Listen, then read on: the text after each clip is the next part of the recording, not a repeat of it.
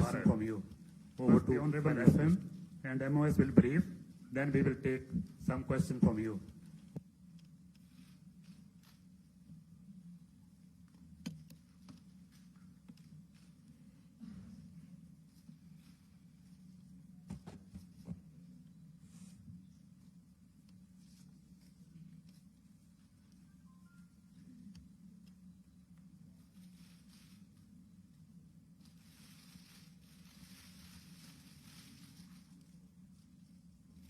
Good afternoon.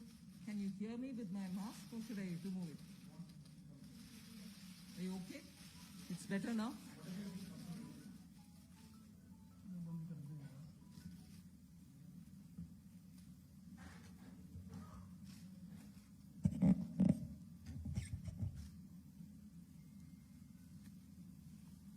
Good afternoon. I'm sure all of you will have heard the Honorable Prime Minister speak last night to the nation.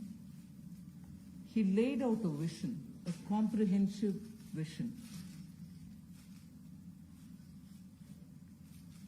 And that vision was laid out after wide and deep consultation with several sections of our society. And these discussions were held at various levels, with various ministries, and also gradually taken up to the level of the Prime Minister's office. And the Prime Minister himself has been spending considerable time to make sure that the inputs obtained are given due consideration and they form a part of the package that's being given to the country.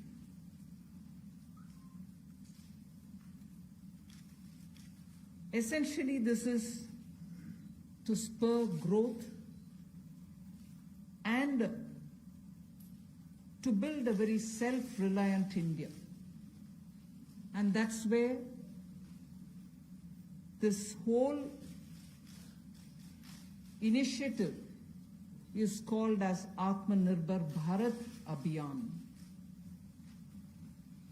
And the word Atmanirbhar India is the one which you will be hearing me say quite often.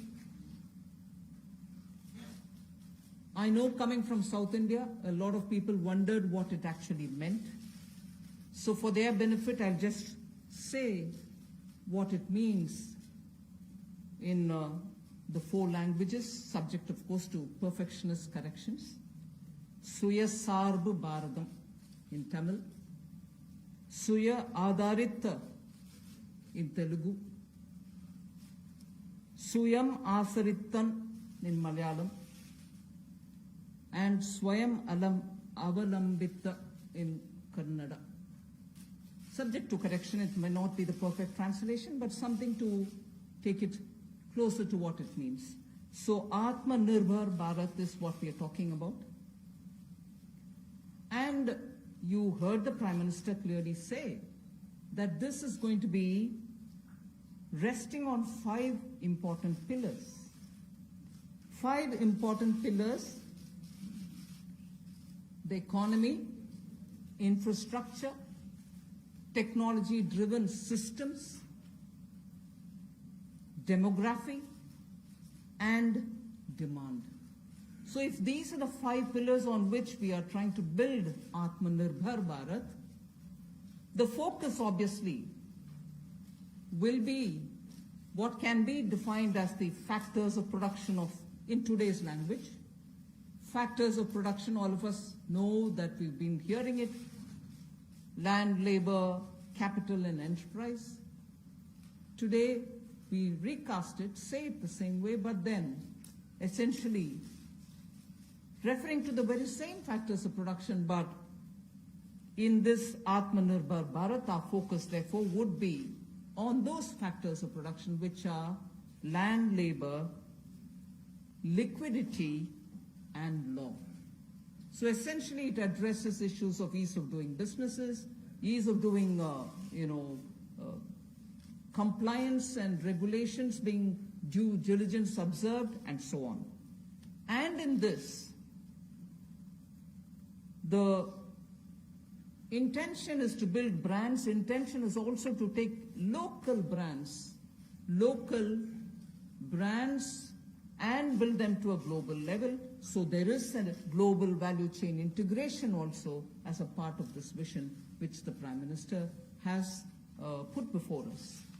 Certainly when he says Atmanirbhar Bharat, it is not to look inwards and cut India to become an isolationist country. It certainly talks about a confident India which can rest on its strengths and also be able to contribute to the globe, the way in which the Prime Minister rightly pointed out. The production of PPE and masks and also ventilators to an extent has rapidly grown within these 40 days. We have the capability, we have the enterprise to build such capabilities and help the world with it. And therefore India shall continue contributing to the globe. You've also been seeing, I'm moving away from Prime Minister's last night's speech, you've been seeing that the government being led by Prime Minister Modi, even in 2014-19 regime, was a listening, was a sensitive, and also was a responding government. And that is why I list before you the various reform-driven steps which have been successfully taken. It's important for us to recall that now. Even as we talk about building a new India, building an India which is going to be Atmanirbhar. If I were to group them into different categories and list out what has been done by this government, even in between 2014 and 19, if you were to talk about the poor, we had the DBT-based reforms, based on which today, as we look at the migrants, look at the poor, look at the lockdown in their lives and the impact it has made in their lives, the DBT enabled us to directly put money into their accounts, and they didn't even have to go to the bank to collect it. The bank mitras were able to come and deliver the money, and therefore that reform based on Jan Dhan accounts, based on Aadhaar, and based on mobile technology has brought a revolution in this country, which many countries do recall now, and many of them are not able to do it, although India is able to do it. So for the poor, the DBT, the micro insurance schemes, PM Awas Yojana, Ujjwala Yojana, again something which has made it possible for people to have free cooking gas in the last 3 months. It wouldn't have been possible to reach out to the poor to have their cooking gas given unless the Ujjwala scheme was so successfully implemented. Swachh Bharat Abhiyan and Ayushman Bharat. And therefore for the poor, during the last tenure, the several schemes which benefited were all reform driven.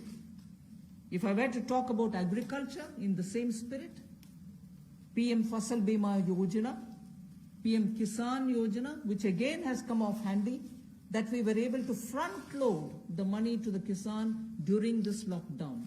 Otherwise it wouldn't have been possible. Creating new fisheries department, Krishi Sinchai Yojana, were all aimed at bringing reform in agriculture. Similarly, talking of business and also trying to bring in better business environment. PSB cleanups happened, public sector banks cleanup, after a heavy load of phone banking resulting in NPAs. Public sector banks recapitalization, FDI liberalization, ease of doing business reforms, which were taken down to the 3rd level of administration governance, IBC reforms, GST reforms, and today because of the GST reforms, you're able to see what impact lockdown is having on small and medium businesses. And finally, reforms in other areas, very quickly to recall. National Highway Authority, the TOT plans, the airport privatizations, power sector reforms, which resulted in India becoming a power surplus country from shortages always. 175 gigawatts of solar targets out of 86 gigawatt has already been achieved out of that number. And cleaning up of the coal mine sector. These are all things which I would want to recall here before we talk about what we are offering in the Atmanirbhar Bharat. This is the foundation. This is the credential with which the Prime Minister has always been on the side of reform for better living in this country, ease of living in this country.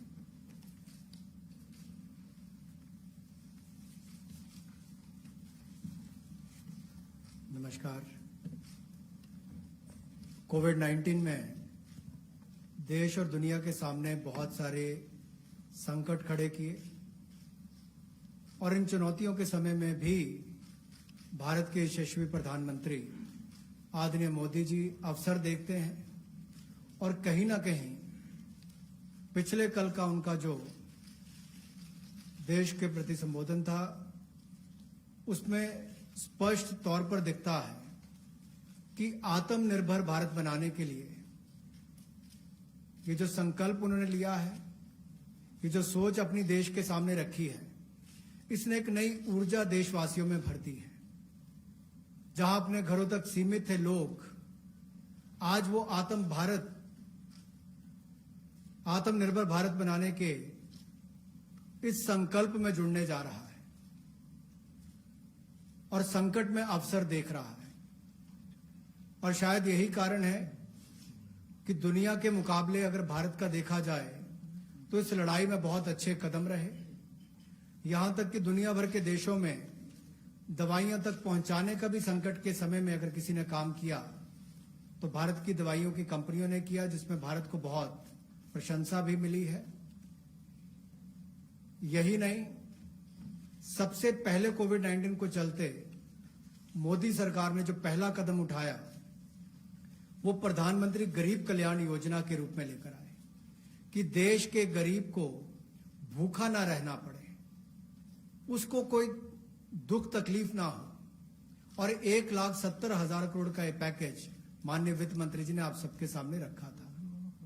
और यही नहीं, compliance की कोई दिक्कत ना हो कि आपको कानूनी तौर पर वैधानिक रूप से कोई जो नियमों का पालन कर रहा है उसमें आप रह ना जाए तो उसकी भी छूट 3 महीने का मॉरेटोरियम पीरियड आपको दिया गया।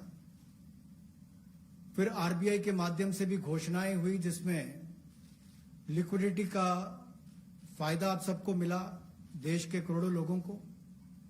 तो मेरा मानना यह है कि रिफॉर्म्स की जब माननीय प्रधानमंत्री जी बात करते हैं कि आत्मनिर्भर भारत हमने बनाना है तो उसके 5 स्तंभ की उन्होंने बात की है, 5 पिलर्स की बात की है, जिसकी विस्तार में उल्लेख माननीय वित्त मंत्री जी ने किया है। मैं एक बात इसमें और कहना चाहता हूं कि ये जो हम इकोनॉमी की बात करते हैं, अर्थव्यवस्था की बात करते हैं, पहला स्तंभ आधारभूत ढांचा हमारा ऐसा हो जो आधुनिक हो।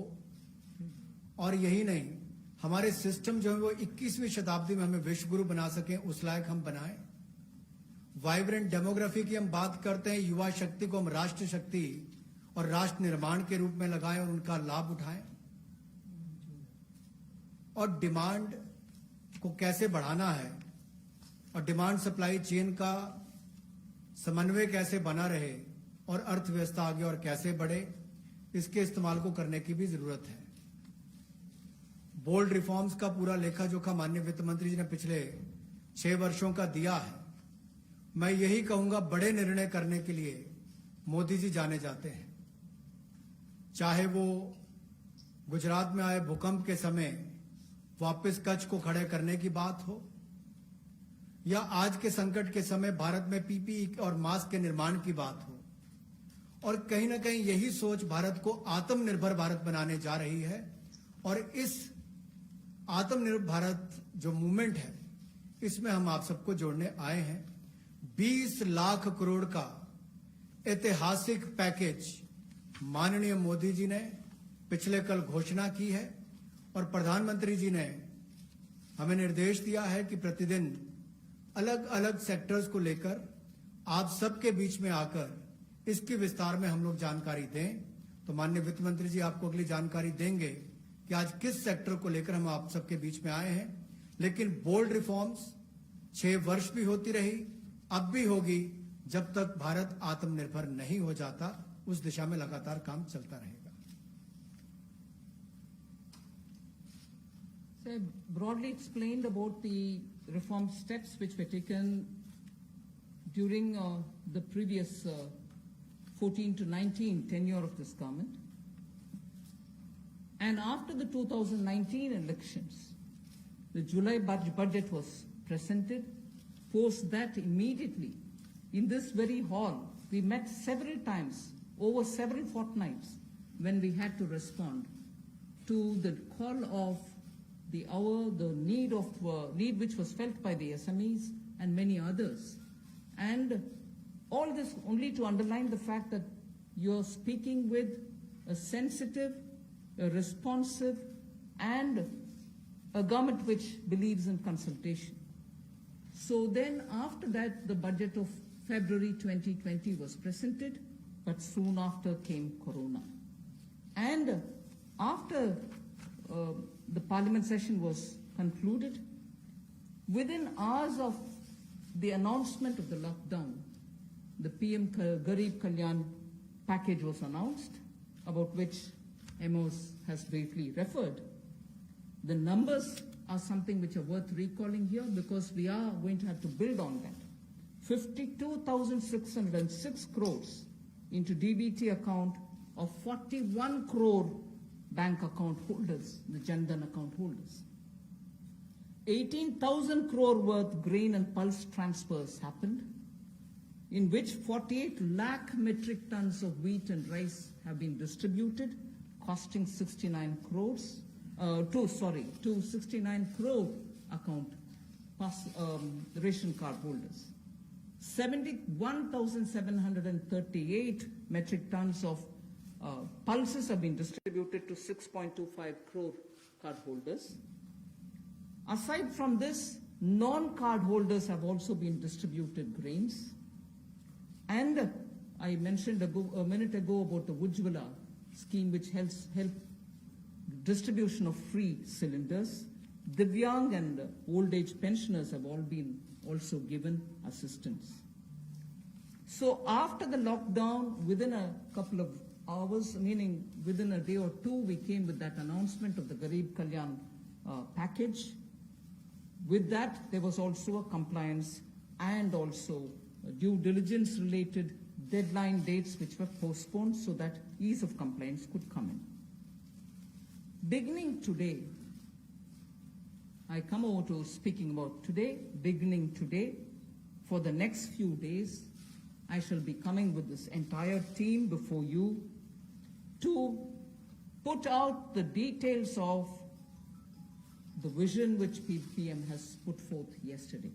So PM's vision for a self-reliant India, we will come with the details in various tranches beginning today, and we shall not forget in each of the tranches that we're talking about that we do have a responsibility towards the poor of this country, towards the needy of the country, towards the migrant workers of this country, the Divyang and the aged. So the tranches will of course be for all our convenience, suitably bringing grouped items which have some correlation. Alongside, you also had the Reserve Bank of India coming up with a lot of liquidity infusion, about which the data which will be shared with you all will go into greater detail about the quantum that they came up with, the LTROs and the TLTROs. I'm not getting into it so that you'll get the data, but we are not going into it. We also ensured, the Revenue Secretary is here, we also ensured that 18,000 crores of refunds through a special drive were given for all the income taxpayers. Drawback were also given the payments. So the intention being liquidity should be in the hands of the people. For all those who have up to 5 lakhs of refund dues, we cleared it. 14 lakh taxpayers have benefited because of that. So with that said, today the tranche has about 15 different measures 6 of which pertain to the micro, small and medium enterprises. कुटीर लघु उद्योग के लिए 6 ऐसे कदम हम उठाएंगे. 2 relate to the employees provident fund. 2 relate to the NBFCs, housing finance corporations, and the MFIs, microfinance institutions. 1 relates to DISCOMs, 1 relates to contractors, 1 relates to real estate, and 3 are tax measures that we've taken. So I'll get into the detail of today's tranche of announcements. I said there are 6 major steps for the MSMEs. The first one, there is a collateral-free automatic loan for MSMEs which is being provided. This will give facility up to 3 lakh crores. 25 crore outstanding for those MSME units for whom 25 crore is the outstanding loan, or 100 crores whose turnover is, will benefit from this. These loans will have a 4-year tenure, and there will be a moratorium given for 12 months. These are going to be 100% credit guaranteed over as a cover given to banks and NBFCs on principal and interest. So this is going to be available till 31st October 2020. There are no guarantee fees, no fresh collaterals required. So I guess this will benefit 45 lakh units so that they can resume their business activity and also safeguard jobs.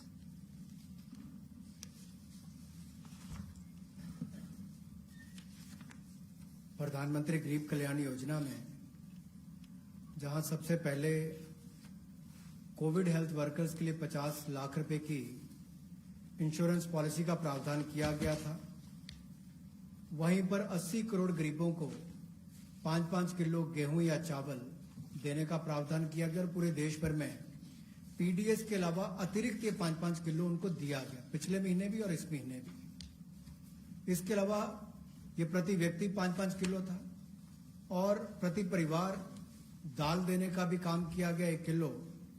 और इसके अलावा जो हमारे वृद्ध, विधवा, दिव्यांग हैं उनको भी जनधन खातों में सीधा पैसे डाले गए. 500-500 रुपए, 1000 रुपये उनको टोटल डाला गया. इसके अलावा जो 20.5 करोड़ जनधन योजना खाता धारक थे, ऐसे 41 करोड़ खातों में भी 52,606 करोड़ रुपया अब तक ट्रांसफर कर दिया गया है. 8 करोड़ उज्ज्वला योजना के जो उपभोक्ता हैं उनको मुफ्त में 3 महीने एक सिलेंडर देने की बात हुई थी. जब तक उनको सिलेंडर की आवश्यकता है उसकी प्रक्रिया भी शुरू हो गई और दे भी दिए गए. यहां तक कि जो पीएम किसान के लिए भी 2,000 रुपया ऐसे करोड़ों किसानों के खातों में उसको ट्रांसफर कर दिया गया. तो जितनी घोषणाएं उस पीएम गरीब कल्याण योजना के अंतर्गत की गई थी उन पर सारे कदम भारत सरकार द्वारा उठाए गए और करोड़ों भारतीयों को इसका लाभ माननीय प्रधानमंत्री नरेंद्र मोदी जी के माध्यम से मिला है. जहां तक व्यापारी वर्ग की बात है, आम आदमी की बात है, कंप्लायंस का बर्डन उसके ऊपर ना आए, घर से बाहर नहीं जाते थे, तो उसके सामने जो संकट था कि वो कैसे समय सीमा रहते अपनी कंप्लायंस पूरी कर सके, उसमें भी उसको छूट दी गई और उसको भी 3 महीने आगे बढ़ाया गया, जिससे उसको लाभ मिला है. आरबीआई ने भी जो महत्वपूर्ण घोषणाएं की उससे लाखों करोड़ रुपए की लिक्विडिटी मार्केट में आई है, जिससे पूरे देश को लाभ मिला है. और इसकी जानकारी आप सबके सामने पहले भी रखी है, केवल आज एक बार फिर आपके ध्यान में लाने की जरूरत पड़ी तो उसको किया है.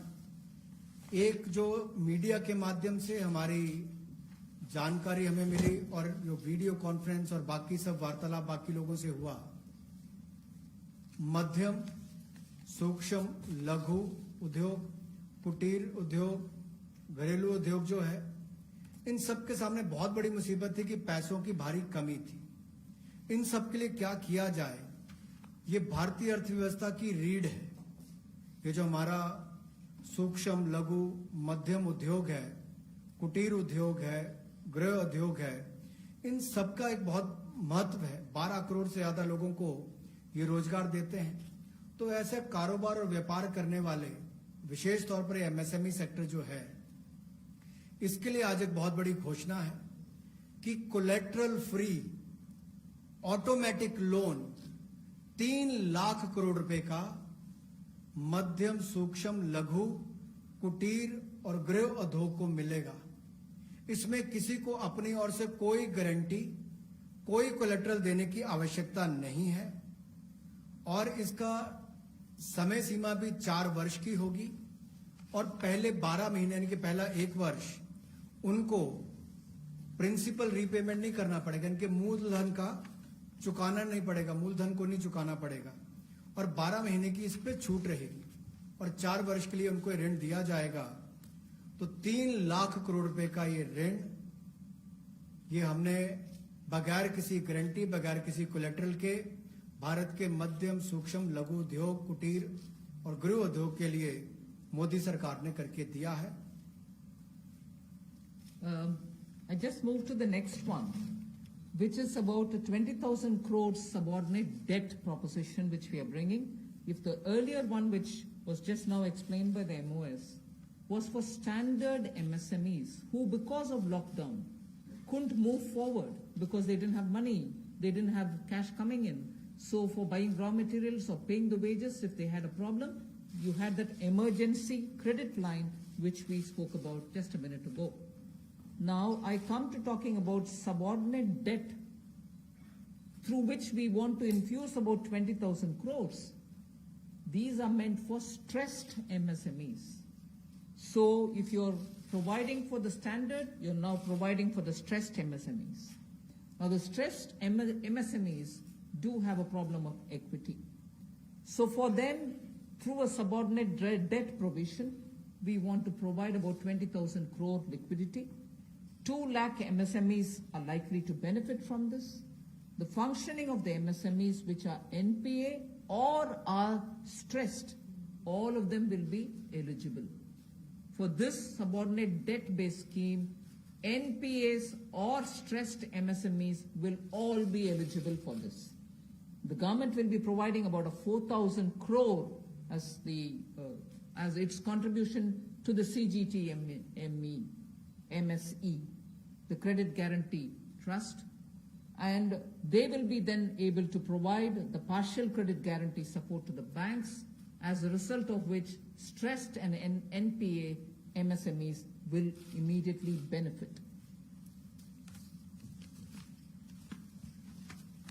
तनाव में जो सूक्ष्म लघु मध्यम उद्योग या कुटीर या गृह उद्योग है, उनकी इन परिस्थितियों को देखकर गौण कर्ज या अधीनस्थ ऋण के रूप में 20,000 करोड़ रुपए का प्रावधान इन स्ट्रेस्ड एमएसएमईज के लिए किया गया है, ताकि इनकी जो कमी आती थी उस कमी को दूर किया जा सके। और इसमें भी लगभग 2 लाख से ज्यादा मध्यम लघु सूक्ष्म कुटीर उद्योग को लाभ मिलने वाला है और ये 20,000 करोड़ का गौण ऋण ये तनाव वाली एमएसएमईज को दिया जाएगा। The next of the MSME linked steps that we are taking, this is the third. There is a fund of fund being created for infusing about 50,000 crore as equity into the MSMEs. This will benefit those MSMEs who have the potential and who are viable. So we spoke about those who are standard. We spoke about those who are NPAs and stressed. Now I'm talking about MSMEs who may be doing viable business and who need hand-holding because of the situation thanks to the COVID. So this fund of fund, with a corpus of 10,000 crores, through mother fund and daughter fund framework, will be able to provide the growth potential MSMEs greater support, and this we think will help MSMEs to expand their capacities, and this will also encourage them eventually to get listed in the markets which they can choose. जो मध्यम लघु सूक्ष्म उद्योग अच्छा कर रहे हैं, विस्तार करना चाहते हैं, आगे बढ़ना चाहते हैं, लेकिन उनके आकार को बढ़ाने की, क्षमता को बढ़ाने की सुविधाएं नहीं मिल पाती थी, तो उसके लिए फंड्स ऑफ फंड्स का प्रावधान किया गया है और इस फंड्स ऑफ फंड्स के माध्यम से 50,000 करोड़ की इक्विटी इन्फ्यूजन होगी, ये हम करने जा रहे हैं। इससे इन सभी अच्छा काम करने वाले मध्यम लघु सूक्ष्म उद्योगों को अपना आकार और क्षमता बढ़ाने का अवसर मिलेगा। The next one is something which all of us have been waiting for a long time, about the definition of MSMEs. I'm sure you heard from several sources that this discussion has been going on. We have now come to a stage where we can happily announce that the definition being changed is being changed in favor of the MSMEs. Because there was always this fear in very successful MSMEs also, that if they outgrow the size of what is defined as an MSME, they'll lose the benefits that they get as an MSME itself. So outgrowing this definition meant outgrowing and going out of receiving benefits.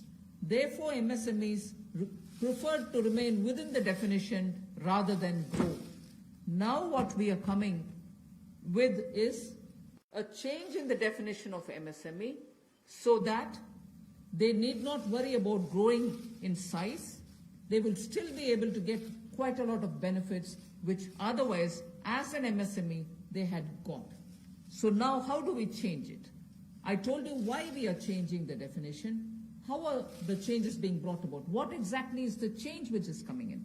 The change is that investment limit which defined an MSME is being revised upwards. So you can be a slightly more larger invested company, but you're still going to be considered only as an MSME. And then I'll come to the amounts which is shown in the chart there. But the idea is, even with an increased investment, you'll still be defined only as an MSME. You shall not get out of the benefit which is given to you as an MSME. Second is, additional criteria to define an MSME is being brought in. And that criteria is based on turnover. So that is being brought in newly now. Earlier it was only investment size. Now investment size and or additional turnover size is being brought in. And earlier, the distinction which prevailed between manufacturing unit, and therefore their definition was on slightly different account. Service units, their definition was on slightly different criteria. Now that differentiation between manufacturing and service MSME are being removed. Manufacturing MSME or service-based MSME shall all be defined similarly. And then, therefore, the chart that is there before you will tell you what was earlier and what is now. What was earlier defined with an investment of 25 lakh as micro unit will now have investment allowed till 1 crore. So they'll still be called a micro unit even if the investment is up to 1 crore. Now, in that, service investments of 10 lakhs were called as micro earlier. Now, because the distinction is removed, service also will have the benefit of being called a micro unit even if the investment is 1 crore. Over and above it, I did say that in addition to investment as a definitional criteria, we are bringing in the criteria of turnover also. So now your investment can be up to 1 crore and your turnover can be up to 5 crore. You shall be called as micro. This or that. Your investment can be 1 crore and your turnover can be 5 crore, up to 5 crore. you will be micro enterprise. And so on. So small will be up to 5 crore, manufacturing enterprise. Services was up to 2 crore. Now the definition is changed to 10 crores and 50 crores. Investment and turnover, and so on. The table explains it.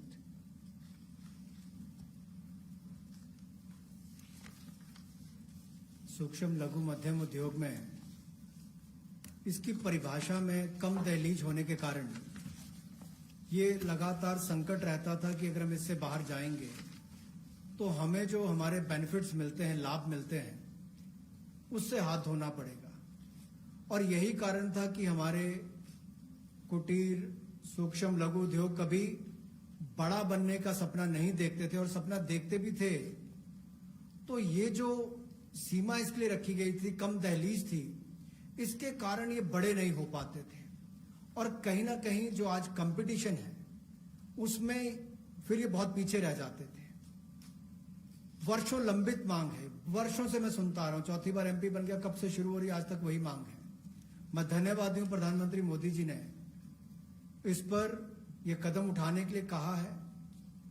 और जो पहले criteria था कि manufacturing unit जो है वो 25 लाख से कम investment की होगी तो माइक्रो में आएगा, और सर्विस एंटरप्राइज जो थी वो 10 लाख तक की अगर उसने इन्वेस्टमेंट की होगी तो माइक्रो में आएगा।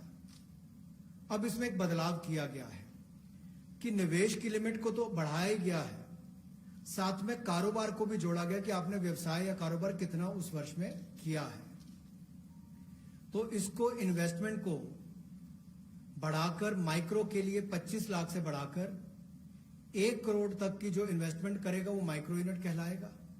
और ये मैन्युफैक्चरिंग और सर्विसेज दोनों के लिए एक ही क्राइटेरिया रहेगा, तो सर्विस सेक्टर को भी माइक्रो में आने का लाभ मिला है। तो 1 करोड़ से कम निवेश करने वाले को माइक्रो इंडस्ट्री में जो 5 करोड़ तक का व्यापार कारोबार करेगा उसको माइक्रो कहा जाएगा। स्मॉल वाले के लिए 10 करोड़ तक का निवेश और 50 करोड़ तक का कारोबार करने का प्रावधान, और मीडियम जो है उसमें 20 करोड़ तक का निवेश और 100 करोड़ तक की टर्नओवर। तो आप कल्पना कीजिए कि कल तक जो शायद मीडियम वाले के लिए आता था वो आज आपके स्मॉल वाले के लिए भी उससे बेहतर ऑप्शंस आकर खड़ी हो गई। तो इससे हमारे कुटीर सूक्ष्म लघु मध्यम उद्योग को बहुत बल मिलने वाला है। एक और बैंकों का हाथ पकड़ना, पैसा देना, दूसरी तरफ से डेफिनेशन चेंज करके उनके आकार और क्षमता को बढ़ाने का अवसर देना, ये अपने आप में क्रांतिकारी कदम इस दिशा में लिया गया है। I move to the 5th step in the MSMEs. I said total 6 measures have been are getting announced today. Of the 6, the 5th one is that for government procurement, tenders up to 200 crores will no longer be on global tender route, meaning global tenders will be disallowed in government procurement for tenders up to 200 crores. Why is this being done? Majority of the MSMEs in India were unable to supply those big mother units, as you may call, large companies, who they were serving all the while. Suddenly the conditions became, based on the global tenders, unmatchable by our MSMEs. So they were disqualified from supplying to companies for whom they actually grew as ancillary units. As a result, many of our MSMEs were not anymore able to participate in supplying products to many of these large units. So by bringing this condition now, we are saying for global tenders worth 200 crores or less, particularly for government procurement, they need not be global tenders at all. So this will make MSMEs do their business with a lot more confidence and carry on with it.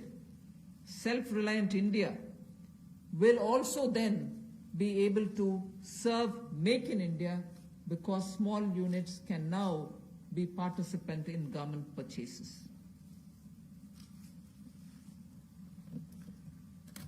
पिछली 2 slides में भी आपने देखा होगा कि कुटीर सूक्ष्म लघु मध्यम उद्योग के लिए जो बड़े कदम उठाए गए हैं 3 लाख करोड़ के कोलेटरल फ्री और कोई नई गारंटी दिए बिना एक और से ऋण उपलब्ध करवाना, उसके अलावा जो बाकी कदम उठाए गए और उनकी परिभाषा बदलने का काम भी किया गया, तो ये कदम उससे एक और स्तर ऊपर है कि ये सब बदलने के बाद उनको कामकाज जब मिले तो कंपटीशन में कहीं ना कहीं अनफेयरनेस जो होती थी उसमें हमारे लोकल उद्योग वो पीछे रह जाते थे। तो लोकल को बल, लोकल से ग्लोबल तक जाने की बात जो कल तक प्रधानमंत्री जी ने कही, उसी दिशा में एक ये कदम है। लोकल के लिए वोकल भी, लोकल को बल भी, लोकल से ग्लोबल भी। तो ये इसीलिए ग्लोबल टेंडर जो है ये 200 करोड़ तक से कम वाले जो हैं, इसमें यानी कि 200 करोड़ से कम वाले में ग्लोबल टेंडर्स नहीं होंगे। इसमें हमारे सूक्ष्म लघु मध्यम उद्योग को लाभ मिलेगा और कहीं ना कहीं आत्मनिर्भर भारत की जो हम बात करते हैं उस दिशा में कदम ये भी उठाया गया है। The sixth step towards MSMEs is post-COVID, trade fairs, exhibitions are going to be very difficult. So we shall ensure that e-market linkage is provided across the board for all these MSMEs so that they're able to find their market easily in the absence of being able to participate in trade fairs which cannot be held in this environment. Also, very importantly, Government of India and also CPSEs, where there are receivables by MSMEs, we now announce that within the next 45 days, all their receivables will be cleared. The CPSEs and Government of India will honor every MSME receivable within the next 45 days. इसी तरह से एक बार फिर कुटीर सूक्ष्म लघु मध्यम उद्योग के लिए ये जो चुनौतियां कोविड-19 के समय शुरू हुई कि घरों तक सीमित होना पड़ा और आप कहीं जाकर सामान बेचने में दुविधा आती थी, तो ई मार्केट लिंकेज करने की बात की, क्योंकि ई कॉमर्स का आजकल जमाना भी आया है, वो भी होगा। और इसके अलावा व्यापार मेलों में कैसे वो इन्वॉल्व हो सके, उनका शामिल होना हो, प्रदर्शनियों में उनकी पार्टिसिपेशन हो सके, इसके लिए कदम उठाए जाएंगे। और जो हमारे सार्वजनिक केंद्र उपक्रम है उसमें जो अगर उनके कोई पेंडिंग पेमेंट्स है, सरकारी है या पीएसयूज में है, उनको भी अगले 45 दिनों में बल देकर वापस उनकी पेमेंट हो, ऐसा प्रयास किया जाएगा ताकि जल्द से जल्द उनकी पेमेंट हो, ताकि उनको राहत मिल सके। I now move to talking about EPF. You were aware during the Pradhan Mantri Garib Kalyan package, some measures were extended for the EPF. In that, we had said units which have 100 workers, 90% of whom are earning less than 15,000 rupees, will be able to draw from their EPF from the funds because they needed money in their hands. We have now, and for the 3 months, the payment of EPF also was given relaxation. What I would now like to say before you is liquidity relief is being given for all EPF establishments. In this, 12% which is paid by the employer and 12% by the employee contribution. We extend the support which Government of India gave for another 3 months. We had given it for March, April, and May up to May 2020. The payments were made into their eligible accounts by Government of India for March, April, and May. Nearly 3.6 lakh establishments benefited from this. Liquidity relief of 2,500 crores to 72.22 lakh employees is now being proposed to be provided by extending this contribution for the next 3 months also. June, July and August 2020, the EPF contribution will be paid by Government of India, and this shall provide 2,500 crore liquidity support. So what was given earlier for March, April and May is now being extended for another 3 months, which will be June, July and August, and therefore we shall be infusing 2,500 crore liquidity and 72.22 lakh employees will benefit from it. 1,70,000 crore के प्रधानमंत्री गरीब कल्याण package में एक सुविधा दी गई थी कि EPF जो है, प्रोविडेंट फंड जो है, वो 12% जो कर्मचारी उसका भी और जो नौकरी देने वाला उसका भी 12% भारत सरकार देगी। और ये पहले 3 महीनों के लिए हमने किया था, जिसकी भुगतान कर भी दिया गया पहले 2 महीनों के लिए, और इसको अगले 3 महीने और बढ़ा दिया जाएगा। इसका प्रावधान भी जून, जुलाई और अगस्त के लिए कर दिया गया है। 3,67,000 ऐसी संस्थाओं के 72,22,000 ऐसे कर्मचारियों को इसका लाभ मिलेगा। जब कर्मचारी का 12% हिस्सा भी और नियोक्ता जो नौकरी देने वाला है उसका 12% हिस्सा भी भारत सरकार देगी, और ये कुल मिलाकर 2,500 करोड़ के लगभग का लाभ इनको मिलेगा। The next on EPF again, in order to provide more take-home salary for the employees and also to give relief to employers in the payment of PF for those which have not been covered under the earlier description, which is if you have 100 employees, 90% of whom are drawing less than 15,000, we announced a scheme earlier, which I'm extending for another 3 months. That's what was announced a minute ago. The second one in EPF now is the statutory PF contribution for those who are not covered in the earlier one is being reduced from 12% to 10%. So for the next 3 months, employers need to pay only 10% and not 12% so that they will have some more money in their hands. However, for the central public sector enterprises and for state PSUs, we will continue to pay 12%. So this reduction is not for the government. However, government employees, government employer still pays 12%. But employees in these public sector undertakings will be given the advantage of paying only 10%. So a liquidity relief of 6,750 crores for both the employee and employer will be available for the next 3 months.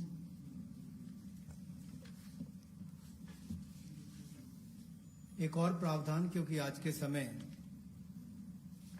पैसा कर्मचारी के हाथ में भी कैसे ज्यादा हो, इसमें भी एक बड़ी राहत देने का प्रयास इसमें किया है कि जो ईपीएफ कंट्रीब्यूशन है, जिनका ईपीएफ का योगदान है, वो ऐसे संस्थानों के लिए और कर्मचारियों के लिए 12% से कम करके 10% अगले 3 महीनों के लिए किया गया है।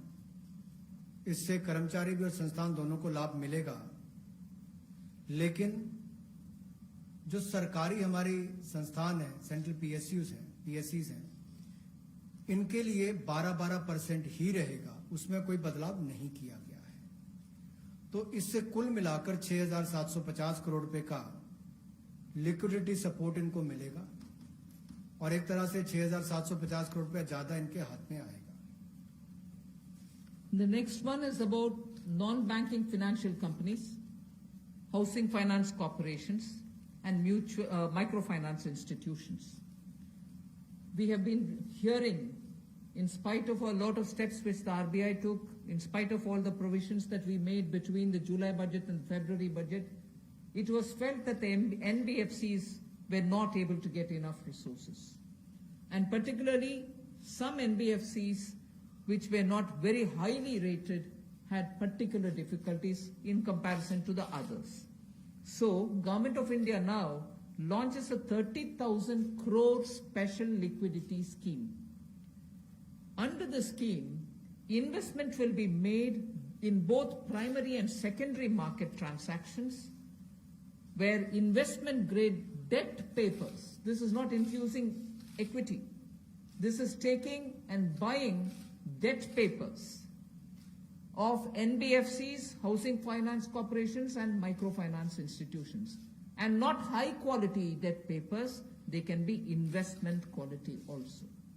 So this we expect will have an impact on those struggling NBFCs who need money to carry on with business, and these NBFCs are also those who have been funding MSMEs. So in order for these NBFCs to keep their network of MSMEs served, this infusion is absolutely necessary, and these securities with which you're going to buy these debt papers will be fully guaranteed by Government of India. They will be fully guaranteed by Government of India. We hope that this will also bring in a lot of difference for NBFCs who have access to small and micro units, and therefore we want to ease the flow of credit through these NBFCs who have only not so good debt papers in their hands.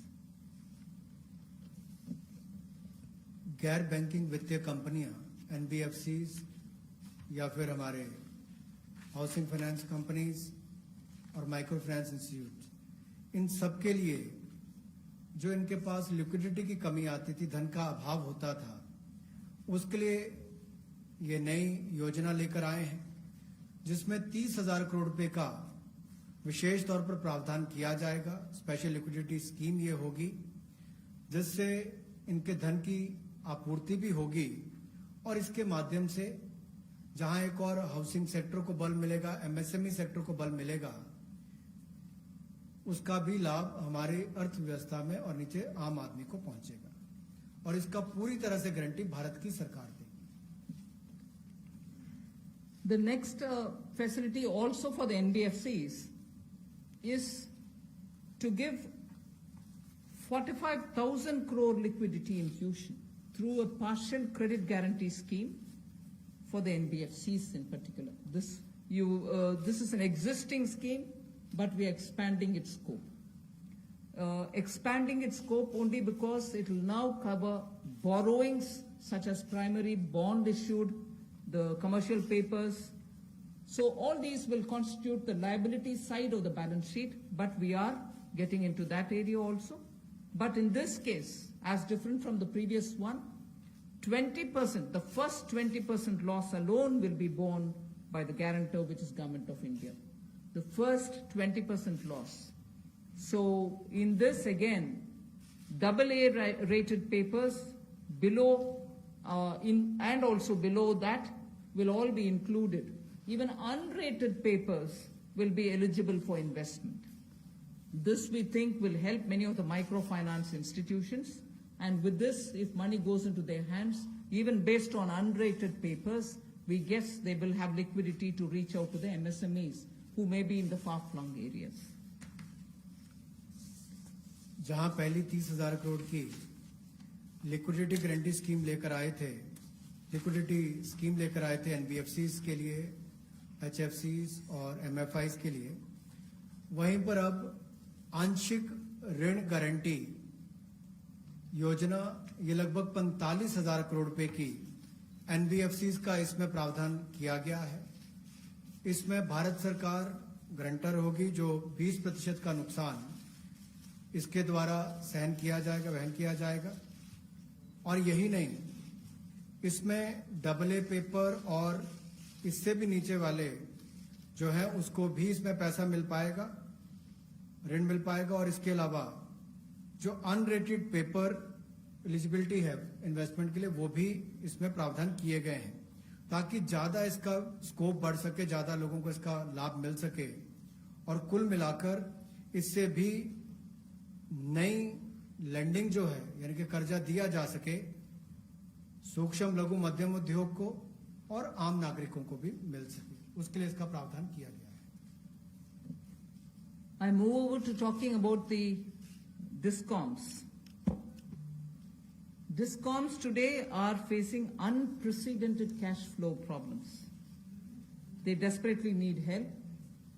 Otherwise, they are unable to pay the power generating companies. You know, all the states, DISCOMs are in serious crisis. So in order to help them, there is a emergency liquidity injection, which is happening to the extent of 90,000 crores. Now the Power Finance Corporation, REC, the Rural Electrification Corporations, both of them put together will infuse liquidity of 90,000 crores to all the DISCOMs against all the receivables that they have. They're sitting there without getting paid. In turn, they are not able to pay the GENCOs. In turn, the GENCOs are wondering where they will have more money to pay for producing electricity. And at a time when we are talking about Atmanirbhar Bharat, at a time when we are also rightly claiming the credit for having made India a surplus power generating country, we've reached a stage where DISCOMs don't have money because they're sitting with receivables. So we are now making a provision, a one-time provision, for PFCs and RECs to infuse that money into the DISCOMs against their receivables, and who in turn, this will be done with the state issuing guarantees. The guarantee, the amount which is being infused on guarantees being given by states. Now, obviously, having received that infusion of money, the DISCOMs will pay the GENCOs. GENCOs in turn will clear their dues and keep the cycle moving. Now, what does this do to the customer? The customer, we want the benefit to be passed on to the customer. We are in fact telling the central public sector generation companies that they shall give rebate to those DISCOMs which shall pass these benefits to the final customer. So we are making it clear to the central public sector generation companies that on receiving the money from the DISCOMs, they should be able to pass it on again back to the consumers. So this is a one-time infusion of liquidity for cash-desperate DISCOMs.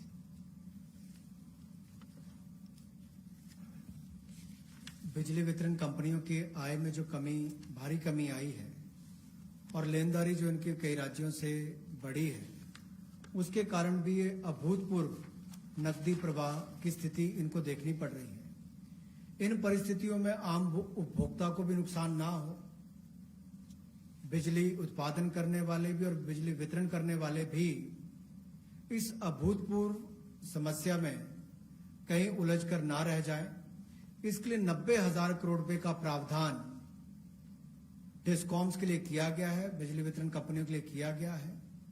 और ये 90,000 करोड़ रुपया जो बिजली वितरण कंपनियों को दिया जाएगा, वो पावर फाइनेंस कॉर्पोरेशन और रूरल इलेक्ट्रिफिकेशन कॉर्पोरेशन के माध्यम से दिया जाएगा।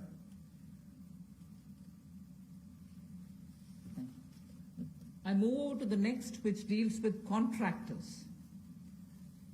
All Government of India agencies, such as the railways, road transport, highways, CPW, etc., will now give 6 months extension without any cost to the contractors, so that extension should cover construction work or goods and services contracts that they have with central government agencies. They can take additional 6 months to comply with the contract conditions.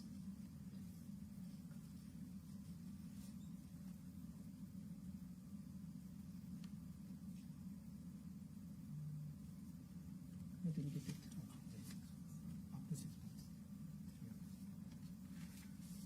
So the extension is up to 6 months, is what I'm being told. Okay. Covers construction. This shall cover construction work or cover even goods and services contracts. It will also cover completion of works and intermediate milestones that they may have. This will also cover and extend concessional period which is given in PPP contracts. So even the concessional periods will get extended up to 6 months.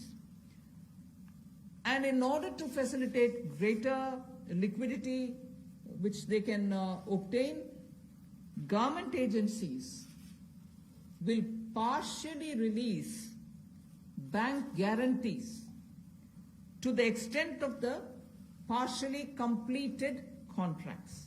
So if a particular contract is completed to some extent and not fully, to that some extent, the partial bank guarantee will also be released so that the cash flow will improve.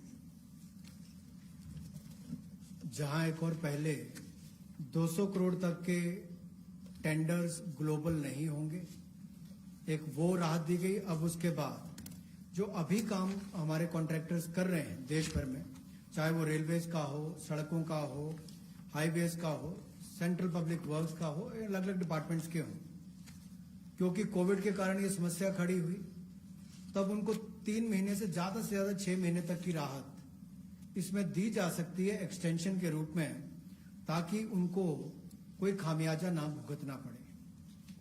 और जो obligations थी उनकी, उसके कारण दिक्कत आ सकती थी, इसलिए प्रावधान किया गया है ताकि मुकदमेबाजी या बाकी सब ना हो और मानसिक रूप से भी ठीक रहे और अच्छा काम करके समय पर पूरा कर सकें। तो 6 महीने तक की इनको राहत दी गई। और यही नहीं, जो पीपीपी कॉन्ट्रैक्ट है उसमें भी जो कंसेशन पीरियड है उसमें भी ये राहत 6 महीने तक की दी जा सकती है, पर मैक्सिमम जो है 6 महीने तक हो सकता है।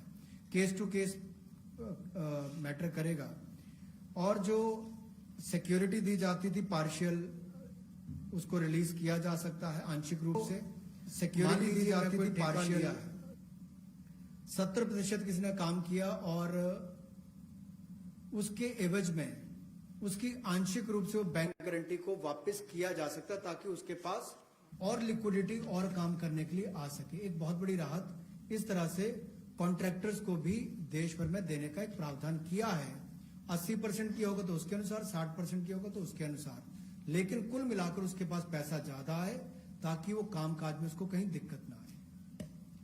I've come to the last two of today's announcements. One relate to the real estate, which is what I'm doing now. The next has direct taxation related reliefs, which has 3 different aspects. So the last two, one is on the real estate and the next is on the taxation. In the real estate matter, the Urban Development Ministry shall issue advisory to the states and the union territories so that the regulatory authorities are given clear picture that they can treat the COVID-19 period as an event where you can invoke the force measure. In other words, they can treat it as an act of God, and to that extent be flexible about the execution of the contract signed. This will also mean that with the necessary changes, they will have to issue fresh project registration certificates. They can extend the registration and the completion dates.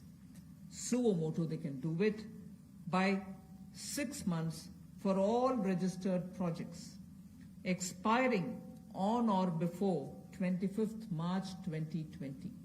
So using the force measure clause, they can suo motu extend the registration and completion date by 6 months if the project was registered on or after 25th March 2020. So there need not be individual applications separately for it. They can suo motu do it. They can also issue fresh project registration certificates automatically with revised timelines. So this way, people who had entered into a contract and got fixed because of the coronavirus will not suffer.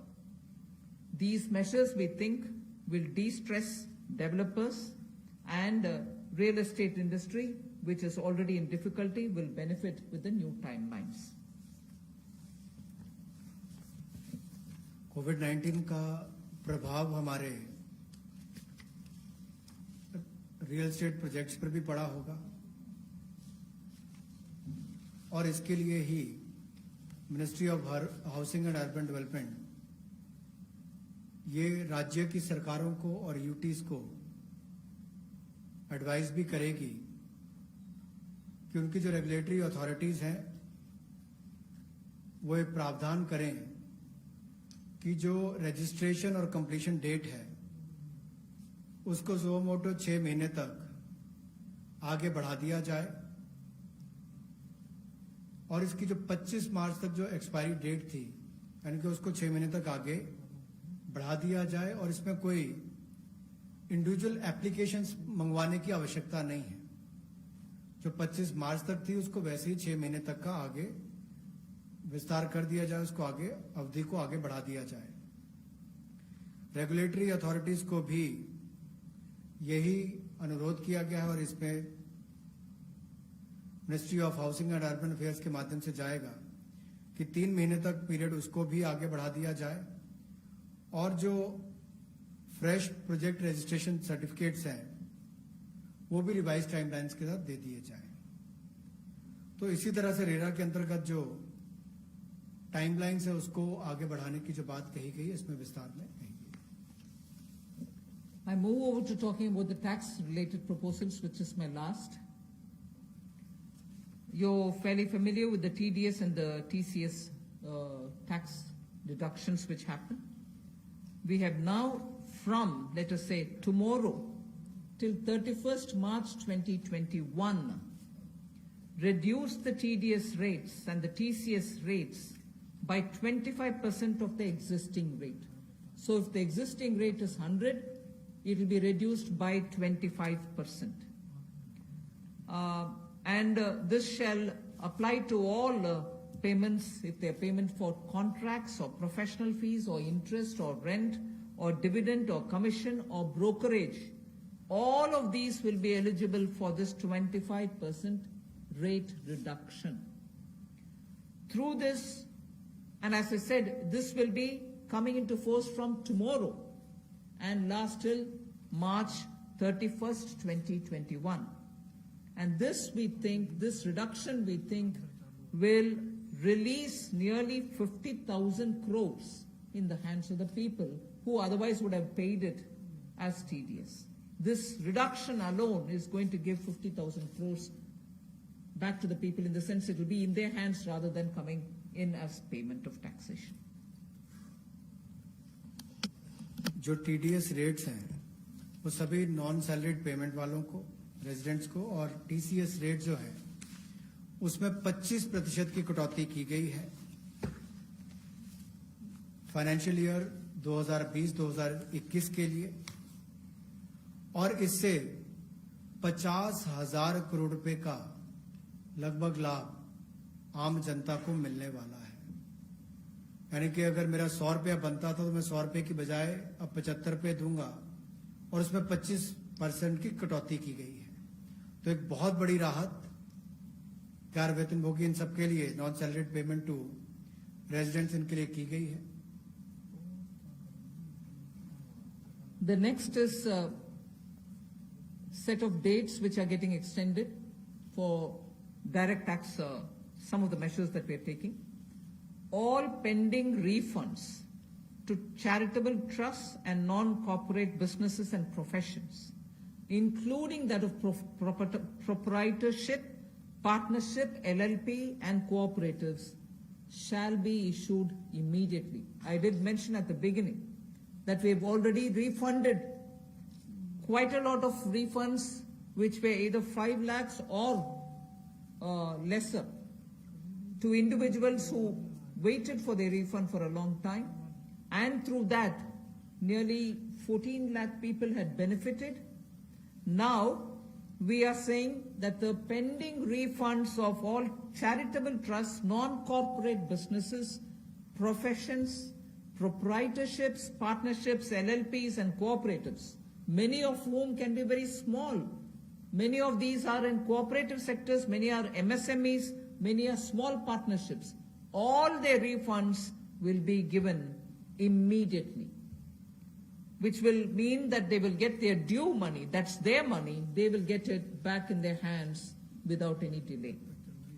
then the due date of all income tax returns for the year 2019-2020 are now being extended from 31st July 2020 and 31st October 2020 to 30th November 2020, and tax audits from 30 September 2020 is being changed to 31st October 2020. So that is a measure which will help people not to worry about how they are going to do their compliance, will they be able to file their returns or not. So that is a step which we take. And the last one, which also is a taxation related measure, is the date of assessments getting barred, because assessment time gets barred with a certain date. We are conscious of it, we have taken cognizance of it, so we are saying date of assessments getting barred as on 30th September 2020 is now being extended to 31st December 2020. So 3 months extension is being given so that date of assessment doesn't get barred as of September 2020, it can wait till December 2020. And also, those getting barred on 31st March 2021, we are saying this in advance, those getting barred as of 31st March 2021 are being extended to 30th September 2021. They are clear now, again 6 months extension for those March. We are telling that in advance. 31st March 2021, which we are getting debarred, will now be moving over to 30th September 2021. And the last point that I would want to share with you all for this evening is, you know, we've launched this Vivad Se Vishwas scheme for making payment, and there was a component that you had to pay 10% extra if it is beyond a certain date. Now, without any additional amount which is to be paid, in total, the whole Vivad Se Vishwas scheme is getting extended up to 31st December 2020. And for this extension, no extra payment is being asked. So the entire Vivad Se Vishwas moves over to 31st December 2020. 5 lakh तक के refund 14 lakh से ज्यादा लोगों को अब तक वापस कर दिए गए थे। उसके अलावा जो उससे ऊपर वाले उसकी भी प्रक्रिया शुरू, और बहुत सारे लोगों को वो भी वापस कर दिए गए हैं जो रिकॉर्ड समय के अंदर किए गए। अब इसके अलावा जो पेंडिंग रिफंड्स हैं, चाहे वो चैरिटेबल संस्थाओं के हों, ट्रस्ट के हों, या नॉन कॉर्पोरेट बिजनेस या प्रोफेशंस के हों, यानी कि प्रोप्राइटरशिप, पार्टनरशिप, एलएलपी, कोऑपरेटिव्स, इनको भी जल्द ही इनके रिफंड्स इशू कर दिए जाएंगे ताकि पैसे की कमी कहीं पर ना आए। इनकम टैक्स की रिटर्न के लिए जो ड्यू डेट थी वित्तीय वर्ष 2019-20 के लिए, उसको 31 जुलाई 2020 और 31 अक्टूबर 2020 से बढ़ाकर 30 नवंबर 2020 कर दिया जाएगा, और टैक्स ऑडिट को भी 30 सितंबर 2020 से बढ़ाकर 31 अक्टूबर 2020 कर दिया जाएगा। जहां तक डेट ऑफ असेसमेंट की बात है, यह भी वर्जित हो रही थी 30 सितंबर 2020 को, इसको भी एक्सटेंड कर दिया जाएगा 31 दिसंबर 2020 तक, और जो वर्जित हो रही थी 31 मार्च 2021 को, इसको 30 सितंबर 2021 तक बढ़ा दिया जाएगा। मैं एक बार फिर कह देता हूं, जो डेट ऑफ असेसमेंट्स जो बार हो रही थी 30 सितंबर 2020 को, उसको 31 दिसंबर 2020 तक बढ़ा दिया गया है, और जो बार हो रही थी 31 मार्च 2021 को, उसको 30 सितंबर 2021 तक बढ़ा दिया गया है। विवाद से विश्वास स्कीम बजट के समय भी हम लाए थे, लेकिन इन अभूतपूर्व परिस्थितियों के चलते इसको भी, जिनको पेमेंट करनी है, कोई अतिरिक्त पेमेंट ना किए बिना, एडिशनल अमाउंट दिए बिना, इसको 31 दिसंबर 2020 तक एक्सटेंड कर दिया गया है, ताकि आप 2020 31 दिसंबर तक पेमेंट कर सकते हैं उसमें आपको कोई अतिरिक्त पेमेंट नहीं करनी पड़ेगी। मैं धन्यवाद करना चाहूंगा फाइनेंस मिनिस्टर का, एमओएस फाइनेंस का, for a detailed briefing to all of us on these particular subjects. Madam, with your permission, 2 questions we are going to take online and 4 questions we can take from the hall here. So first I take the question online. How does the government plan to finance rupees 20 lakh crore stimulus? Maybe this is a question I should answer after I finish all my announcements in the various tranches. But government has also given a slightly altered schedule, the borrowing schedule. So that is one of the ways, that is, I repeat, that is one of the ways in which we are also expecting to finance. But the other details about how exactly are we going to get financing this will be probably more appropriately answered after we finish announcing all the tranches. Number 14. मेरा सवाल यही है कि borings को लेकर के पहला सवाल था, इस पे थोड़ा सा अगर आप और बताना चाहें कि इतने बड़े पैकेज के लिए सरकार फिलहाल बोरिंग को लेकर के क्या योजना है, आने वाले वक्त में किस तरीके का और प्रावधान करने की योजना है। और दूसरा ये कि जो बैंक गारंटी, जो लगातार बैंक पिछले 2-3 महीने में ये बात को लेकर के चिंतित थे कि कुछ सेक्टर्स पर लोन देने के लिए वो ज्यादा पॉजिटिव नजर नहीं आ रहे थे और बैंक गारंटी, सरकार से गारंटी को लेकर के वो लगातार अपील कर रहे थे। ऐसे में आपको लगता है कि इस बड़े पैकेज के बाद में बैंक की तरफ से लोन देने की शुरुआत हो पाएगी और लिक्विडिटी फ्लो की जो कोशिश है उसको कामयाबी मिलेगी? मैं आपके सेकंड क्वेश्चन को जवाब दे देती हूँ, बट फर्स्ट क्वेश्चन अब शायद दोबारा बोलना पड़ेगा, मैं ध्यान से शायद सुने नहीं। सेकंड क्वेश्चन के लिए मैं जवाब ये दे रही हूँ कि ये गारंटी का विषय जो आपने उठा रहे हैं कि बैंक से भी मांग था, उसके लिए तो आज गारंटी का विषय भी हमने घोषणा कर चुके हैं। सो उसके कारण हम ये मानते हैं कि बैंक्स में थोड़ा और तैयारी होगी। मगर वैसे भी पिछले एक सप्ताह से बैंक सेक्रेटरी इधर देवशीष पांडा जी हैं, लगातार कितने बैंक से क्रेडिट्स जारी है, किन को जारी है, एमएसएमई की जारी है, रिटेल सेक्टर को जा रहे हैं, ये विषय हम फाइनेंस मिनिस्ट्री के हैंडल से और पीआईबी के द्वारा भी जानकारी देते आ रहे हैं। इसमें हम स्पष्टता से ये समझें कि बैंक्स लोन देने से संकोच नहीं कर रहे हैं। सैंक्शन किए हुए लोन्स हैं जिसमें बैंक का ये कहना है कि सैंक्शन करने के बाद भी कस्टमर आकर के लॉकडाउन खत्म होने के बाद हम आकर लेंगे, प्लीज तब तक आप पैसा रिलीज ना करें। ऐसे रिक्वेस्ट कस्टमर रख रहे हैं बैंक के सामने। मैं ये नहीं कह रही हूं सभी कस्टमर्स ऐसे बोल रहे हैं, मगर ज्यादातर कस्टमर्स ये बोलने की वजह से सैंक्शनड लोन का विवरण हम दे रहे हैं हर 2 दिन के एक बार, फिर भी वो अमाउंट रिलीज क्यों नहीं होता। और ये भी प्रश्न उठते हैं कि क्यों बैंक्स रिवर्स रिपो में, रिजर्व बैंक में लगातार पैसा डाल करके आ रहे। कारण यही है कि सैंक्शन करने के बाद भी क्लाइंट्स उनके अपने चॉइस पर कह रहे हैं कि लॉकडाउन निकालने के बाद, हटने के बाद हम पैसा रिलीज करवाएंगे आपसे। सो ये भी है विषय, हम इसका पूरे हर पहलू अंडरस्टैंड करने का आवश्यकता है।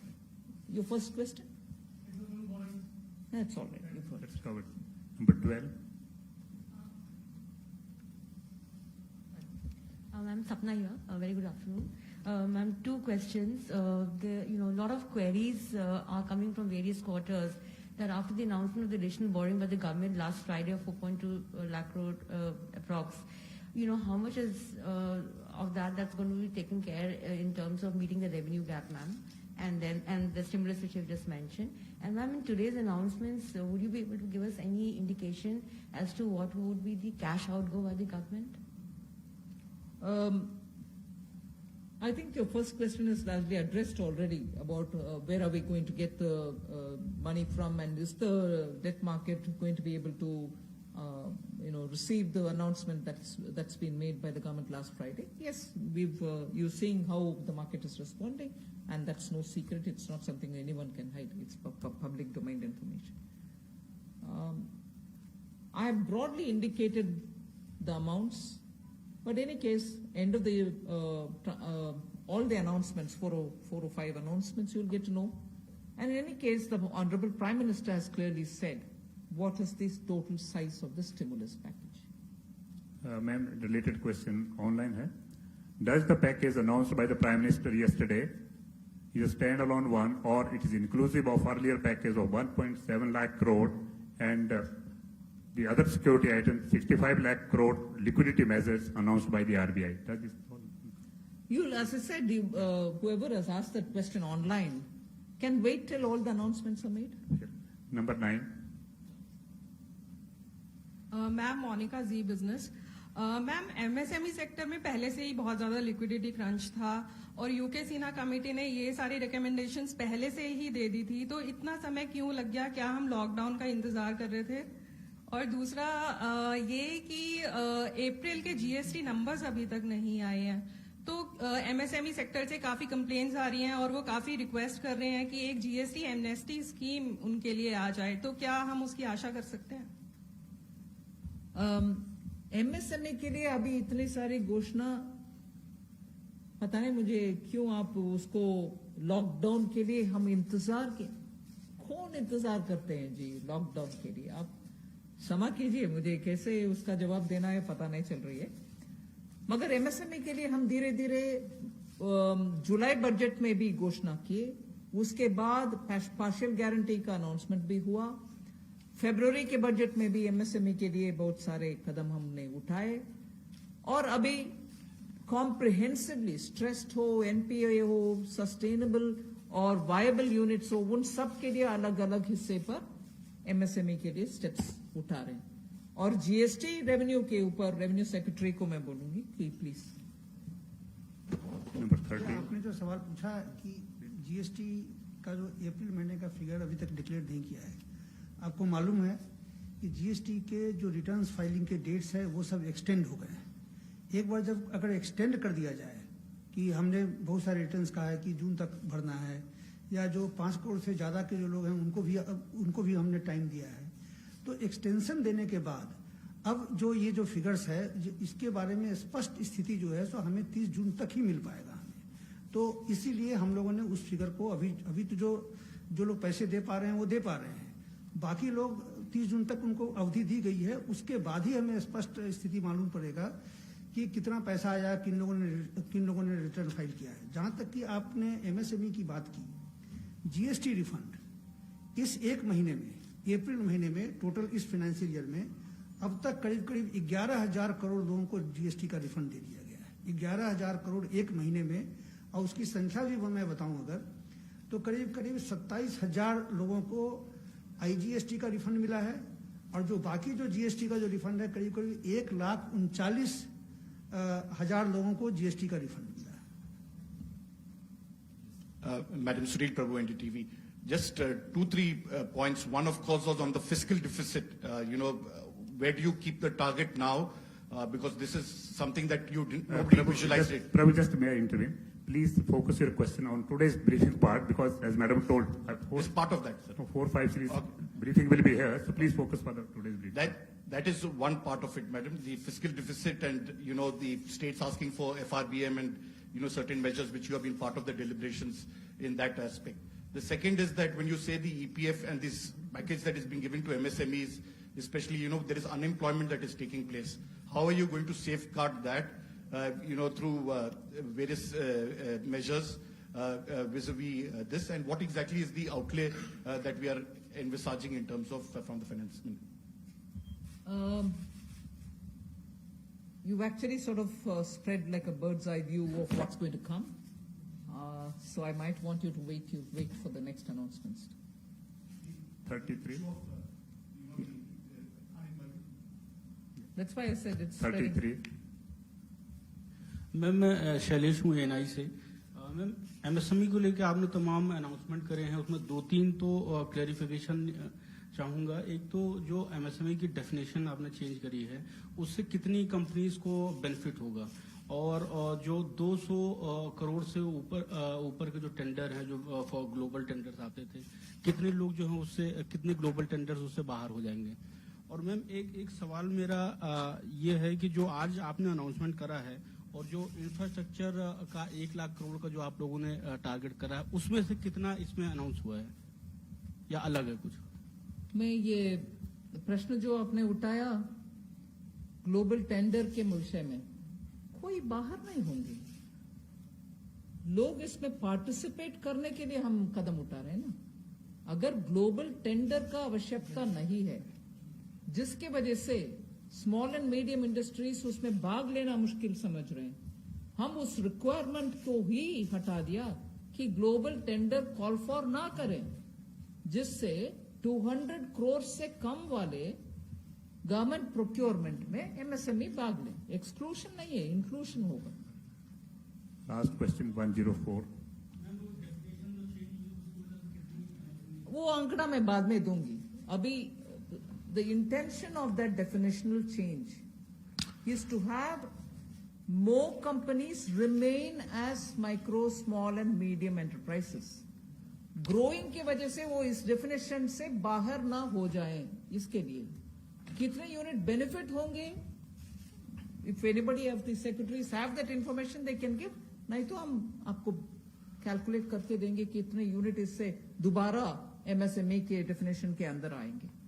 मैं आमिर हूं न्यूज नेशन से। एक ब्रॉड पिक्चर को लेकर के एक सवाल है कि जो लॉकडाउन की स्थिति हुई उसके बाद से अब तक भारतीय अर्थव्यवस्था को कितना नुकसान पहुंच चुका है, और दूसरा ये कि जो ये आपका स्टिमुलस पैकेज है 20 लाख करोड़ का, लॉकडाउन की स्थिति आगे भी बढ़ती है अगर, और ये स्थिति ऐसे ही बनी रहती है, तो इससे इसको कितना अर्थव्यवस्था को फायदा पहुंचेगा और कितना अब तक नुकसान अर्थव्यवस्था को हो चुका है?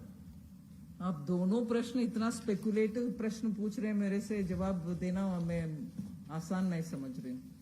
अगर lockdown continue, how can I answer?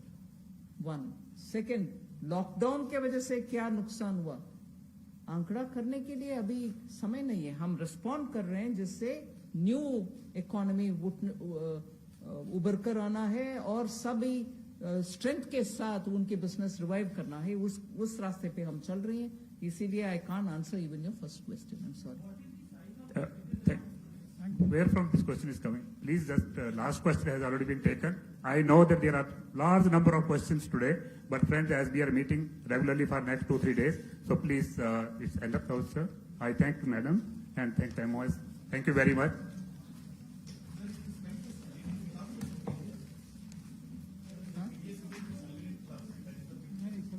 No, everybody, regular salary वाले भी, non-regular salary वाले भी. It's not.